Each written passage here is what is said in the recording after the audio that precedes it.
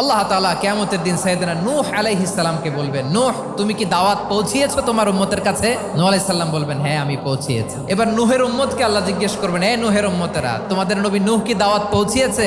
নূহের উম্মত বলবে, না আল্লাহ, কোনো দাওয়াতও আমরা পাই নাই, আপনারাও চিনি নাই, জান্নাতও চিনি নাই, জাহান্নামও চিনি নাই। নূহ আলাইহিস সালাম বিপদে পড়ে যাবেন। তখন আল্লাহ বলবেন, নূহ তোমার পক্ষে কোনো সাক্ষী আছে?